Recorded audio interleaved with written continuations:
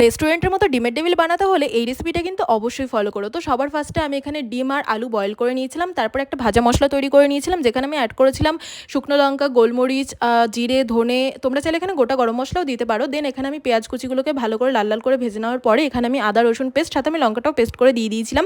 দিয়ে তারপরে কিন্তু এখানে আলুটাকে দিয়ে দিয়েছিলাম, তারপর স্বাদ মতো নুন আর ভাজা মশলাটা দিয়ে ভালো করে কিছুক্ষণ রান্না করে তারপর সবশেষে কিন্তু আমি গরম মশলা দিয়ে নামিয়ে দিয়েছিলাম। তোমরা চাইলে এখানে বাদামও অ্যাড করতে পারো, বাদামগুলো মুখে পড়লে কিন্তু ভীষণ টেস্ট লাগে, আমি এখানে অ্যাড করিনি।